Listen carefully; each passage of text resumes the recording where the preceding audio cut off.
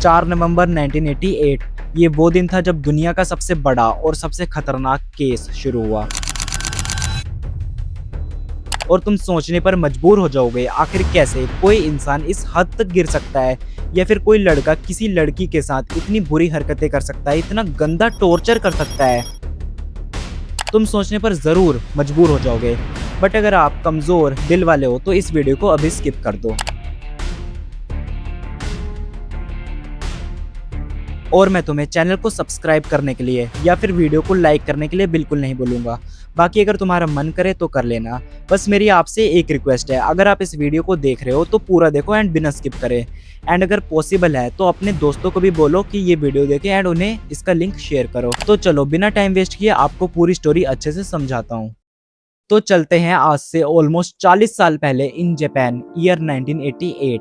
तो इस real story में टोटल 5 कैरेक्टर हैं, एक लड़की और 4 लड़के। हिरोशी मियानो एज 18 साल, जो ओगुरा एज 17 साल, शिंजी मिनाटो एज 16 साल, यशोई वाटनाबे एज 17 साल। और लड़की का नाम था जंकू फुरुता, जो कि सिर्फ 17 साल की थी जब उसके साथ ये सब हुआ। एंड वो दिखने में भी काफी ज्यादा सुंदर थी। एंड वो अपने मम्मी पापा और एक बड़े भाई और एक छोटे भाई के साथ एक घर में रहती थी। एंड वो एक हाई स्कूल में पढ़ती थी एंड वो पढ़ने में भी काफी ज्यादा अच्छी थी। एंड वो दिखने में भी काफी ज्यादा सुंदर थी, इसीलिए वो किसी भी स्टूडेंट के लिए एक ड्रीम गर्ल से कम नहीं थी। और वो 4 लड़के भी उसी के स्कूल में पढ़ते थे। एंड हिरोशी मियानो को उस पर काफी टाइम से क्रश था। एंड इसीलिए एक दिन अचानक से हिरोशी मियानो ने जंकू को प्रपोज कर दिया, बट जंकू ने काफी पोलाइटली उसको मना कर दिया, क्योंकि जंकू एक अच्छी लड़की थी एंड वो अपनी पढ़ाई पर सारा फोकस देती थी, इसीलिए उसने उसको रिजेक्ट कर दिया। बट हिरोशी मियानो से ये रिजेक्शन सहा नहीं गया, इसीलिए आगे देखो उसने जंकू के साथ क्या किया। 4 नवंबर ईयर 1988 रात के 8:30 बजे जब जंकू अपनी पार्ट टाइम जॉब करके अपने घर जा रही थी, तो ये बात मियानो को पता थी, इसीलिए मियानो ने मिनाटो से कहा तो उसे जा बाइक से टक्कर मार और गिरा, और फिर मैं आऊंगा उसकी हेल्प करने। तो फिर जब जंकू अपने रास्ते से घर जा रही थी तो मिनाटो आया और उसे टक्कर मार के गिरा दिया एंड उसके थोड़ी बहुत चोट भी आ गई थी। तो जैसे ही जंकू गिरी तो वहां पर मियानो आ जाता है और उसकी हेल्प करने लग जाता है।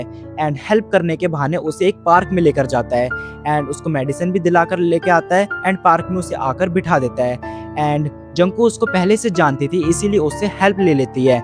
एंड अचानक से वहां पर शिंजी मिनाटो भी आ जाता है, जिसने उसको टक्कर मार के गिराया था।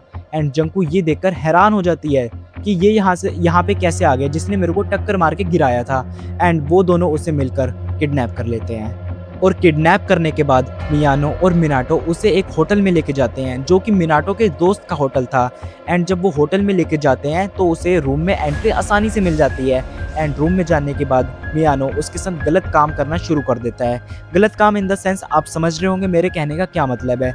एंड जब वो दोनों लोग उसके साथ ये सब कर लेते हैं तो वो दोनों काफ़ी ज़्यादा डर जाते हैं, अगर हम उसे ऐसे ही जाने देंगे तो आगे जाके हमारे लिए दिक्कत हो सकती है, वो पुलिस को बता सकती है या फिर हमारे ऊपर केस भी कर सकती है। इसीलिए वो दोनों मिनाटो के घर में उसे लेकर जाते हैं एंड ऊपर वाले कमरे में उसको कैद कर देते हैं।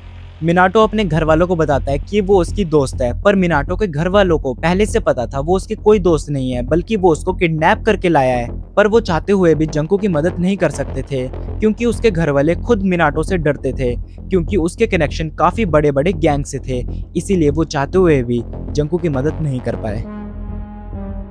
और फिर रात के 12 बजे मियानो और मिनाटो ने अपने बाकी के दोनों दोस्तों को घर पर बुलाया और चारों लोग मिलकर जंकू को डराने लगे। ऐसे कहते थे कि तू अपने घर वालों को कॉल कर और कहे कि मैं अपनी मर्जी से घर से भागी हूँ, आपने जो पुलिस को एफआईआर करी है वो वापस ले लो और मेरे को ढूंढना बंद कर दो। मैं अपने दोस्तों के साथ खुश हूँ, जब मेरा मन करेगा मैं आ जाऊंगी। ऐसा बोलने के लिए उन चारों ने जंकू को कहा, बट जंकू ने सीधा मना कर दिया। फिर जब वो मना करती है तो वो चारों लड़के जंकू को डराने लगते हैं। वो ऐसे बोलते हैं, अगर तू ऐसा नहीं बोलेगी अपने घर वालों को कॉल करके तो हम तेरे घर वालों को मार देंगे जान से। तो जंकू अपने घर वालों से काफी ज्यादा प्यार करती थी, इसीलिए वो मान जाती है घर पे कॉल करके ऐसा बोलने के लिए। एंड देन जंकू अपने घर वालों को कॉल करती है एंड सब कुछ ऐसे बोल देती है जैसा कि उन चारों लड़कों ने कहा था। एंड ये देखते ही वो लोग काफी ज्यादा खुश हो गए, क्योंकि उनके ऊपर से पुलिस का खतरा पूरी तरह से खत्म हो चुका था एंड वो जंकू के साथ कुछ भी कर सकते थे, उन्हें किसी चीज का डर नहीं था। फिर वो चारों लड़के अपने दोस्तों को बुलाते हैं, मतलब कि दूर के दोस्तों को भी बुलाते हैं एंड कहते हैं जो करना है इसके साथ कर लो, रेप करना है, मारना है, पीटना, जो करना जंकू के साथ वो तुम कर सकते हो। एंड स्टार्टिंग में तो अपनी सेक्सुअल नीड पूरी करने के लिए ये लोग उसका यूज करते थे, बट आगे देखो जंकू के साथ इन चारों ने आगे क्या क्या किया। एक बार जंकू को काफी ज्यादा प्यास लगी थी, तो वो उन चारों लड़कों से पीने के लिए पानी मांगती है। एंड जैसे ही वो चारों लड़के ये सुनते हैं जंकू उनसे पानी मांग रही है, तो वो लोग काफी ज्यादा गुस्सा हो जाते हैं एंड वो लोग जाते हैं और पानी को गर्म करके लाते हैं। सिर्फ गर्म ही नहीं, इवन बॉयल करके लाते हैं, मतलब कि पानी को उबाल कर लाते हैं एंड उसकी बॉडी के डिफरेंट पार्ट्स पर डालना शुरू करते हैं। सबसे पहले तो उसके सारे कपड़े उतारते हैं और पानी को डालना शुरू करते हैं। एंड जब इस चीज़ से उनका पूरी तरह से मन नहीं भरा, तब वो लोग वैक्स को लाते हैं, मतलब कि वो जो मोमबत्ती होती है, कैंडल होती है, उसको लाते हैं एंड उसकी बॉडी पर वैक्स को पिघला कर डालने लगते हैं। Can you imagine how painful it is. And ये सब जब मैंने ऑनलाइन पढ़ा तब मेरा इंसानियत पे से पूरी तरह से भरोसा उठ गया। और एक बार मिनाटो के घर वाले कहीं काम से बाहर गए हुए थे, इसीलिए मिनाटो और उसके बाकी के 3 दोस्त घर में पार्टी कर रहे होते हैं एंड वो ऐसे ही नशे में हॉल में सो जाते हैं। एंड वो लोग जंकू के रूम का दरवाज़ा बंद करना भूल जाते हैं। एंड जब जंकू ये सब देखती है, उसके रूम का दरवाज़ा खुला हुआ है एंड हॉल में सब लोग नशे में सो रहे हैं, तब वो नीचे जाती है हॉल में एंड एक लैपटॉप उठाती है एंड पुलिस को कांटेक्ट करने की कोशिश करने लग जाती है। एंड जैसे ही वो पुलिस को कांटेक्ट करने वाली थी, पीछे से मिनाटो उठकर आ जाता है एंड उसको गर्दन से पकड़ लेता है। एंड देन वो उसे फिर से कमरे में लेकर जाते हैं एंड उसे बंद कर देते हैं। एंड 15-20 मिनट के बाद फिर से आते हैं एक 25 किलो के डंबल के साथ एंड वो 25 किलो का डंबल उसके पैरों पर गिराना शुरू कर देते हैं एंड उसके पैरों पर वो डंबल काफ़ी बार गिराते हैं जब तक उसका पैर टूट नहीं जाता। एंड जब उसका पैर टूट जाता है तो वो चलने लायक नहीं बची थी, वो हमेशा रेंगती रहती थी। एंड जब उसको वॉशरूम जाना था तब भी रेंगते रेंगते जाती थी एंड जब आना होता था तब भी रेंगते रेंगते आती थी। और ये लोग अभी भी नहीं रुके। अब देखो जंकू के साथ इन लोगों ने क्या किया। पहले तो इसकी बॉडी पर अलग अलग तरीके से आग लगाने लगे, कभी पेट्रोल से, तो कभी डीजल से, तो कभी लाइटर से आग लगाने लगे अलग अलग पार्ट्स पर, उसके इवन प्राइवेट पार्ट्स पर आग लगाने लगे। एंड जब वो ऐसा चिल्लाती थी ये सब करते हुए, तो उसको मजबूर करते थे उसका खुद का यूरिन पीने के लिए। एंड जब वो उल्टी करती थी इस चीज़ से, तब उसको उल्टी खाने के लिए मजबूर करते थे। एंड जब वो इस चीज़ के लिए भी मना करते थे, तब उसको सीलिंग फैन से उल्टा लटकाकर पंचिंग बैग की तरह यूज़ करते थे, उस पर पंच करते थे, उसे मारते थे। और जब ये सब करके भी उन लोगों का मन नहीं भरा, तब उन्होंने उसे हमेशा बिना कपड़ों के रखना शुरू करा और उसकी बॉडी में कभी आयरन रोड्स तो कभी लाइट बल्ब डालना शुरू करा। बॉडी में डालना मतलब कि समझ रहे हो तुम मैं क्या कहना चाहता हूँ, उसके प्राइवेट पार्ट्स में ये सब चीज़ें इंजेक्ट करना, अंदर डालना। एंड वो लोग उन चीज़ों को ऐसे ही छोड़ देते उसकी बॉडी के अंदर। और जब उसके साथ ये सब हो चुका था, तब वो दिखने में काफ़ी ज़्यादा बुरी बन गई थी।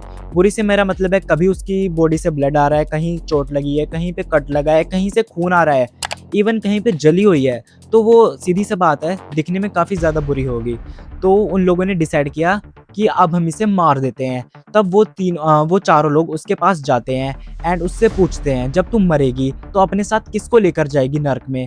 तब वो मिनाटो की तरफ इशारा करती है एंड मिनाटो ये सब देखकर काफ़ी ज़्यादा गुस्सा हो जाता है एंड एक ईंट उठाता है, पत्थर उठाता है एंड उसके सर पर मारना शुरू कर देता है जब तक वो मर नहीं जाती। And at the end she was died, वो मर गई।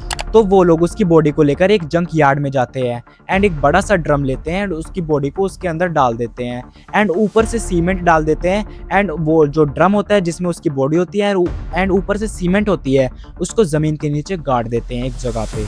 एंड ये सब करके उन्हें लगता है वो लोग बच जाएंगे।